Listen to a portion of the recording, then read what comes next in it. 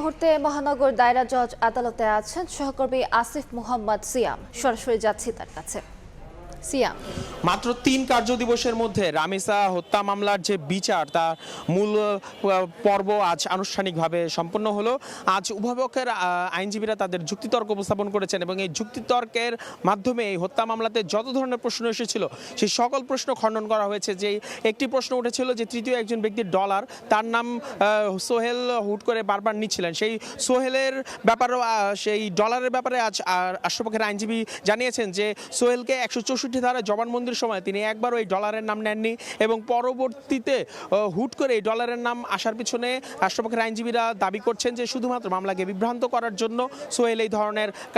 কার্যকলাপ চালিয়ে যাচ্ছে। এবং স্বপ্নার ক্ষেত্রে যে বলেছে যে স্বপ্না ওই মুহূর্তে সোহেলকে সহযোগিতা না করে দরজা বন্ধ না রেখে বরং তিনি আশেপাশে সবাইকে জানাতে পারতেন, কিন্তু স্বপ্নার তা না করে বরং দরজা শেষ অবধি বন্ধ রেখে সোহেলকে এই অপরাধে সহযোগিতা করেছেন।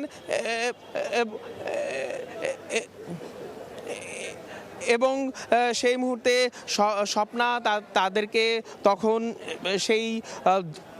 দরজা বন্ধ রেখে কাউকে তখন জানাননি এবং তিনি যার কারণে রাষ্ট্রপক্ষের আইনজীবীরা দাবি করছিলেন যে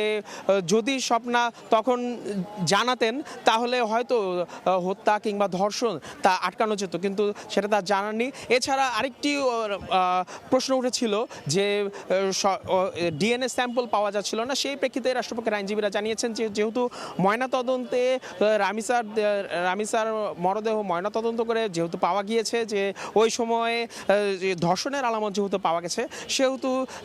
রাষ্ট্রপক্ষের আইনজীবীরা দাবি করেছেন যে সেহেতু ডিএনএ স্যাম্পল না পাওয়া গেলেও এখানে ধর্ষণের প্রমাণ প্রতিষ্ঠিত হয়। তো এর পরবর্তীতে উভয় পক্ষের যখন যুক্তিতর্কর সময় আসামি পক্ষের আইনজীবী তিনি জানান যে সোহেল যেহেতু নেশাগ্রস্ত একজন ব্যক্তি হিসেবে তাকে উল্লেখ করেন এবং বলেন যে তার ১৬৪ ধারার জবানবন্দির ভিত্তিতে কোনো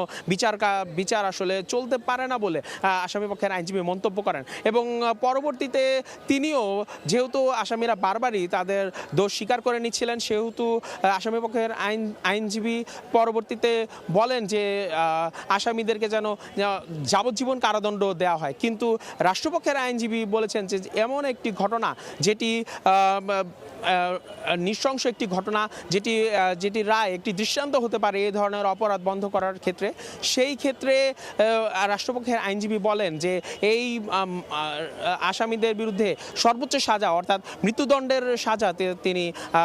আবেদন করেন এবং তিনি বলেন যে এই সাজা একটি দৃষ্টান্ত হতে যাচ্ছে। তো ৩ কার্যদিবসের মধ্যে এই মামলার রায় সম্পন্ন হয়েছে, এরপরে চতুর্থ কার্যদিবসে এর ৩ কার্যদিবসের মধ্যে এর বিচার সম্পন্ন হয়েছে, চতুর্থ কার্যদিবসে এর রায় সম্পন্ন হবে, যা একটি রেকর্ড বলা চলে এবং এই ধর্ষণ হত্যা মামলা এটি একটি রেকর্ড হতে যাচ্ছে এই মামলার বিচার কাজের ক্ষেত্রে। তো আমার কাছে রামিসা হত্যা মামলার এই ছিল সর্বশেষ।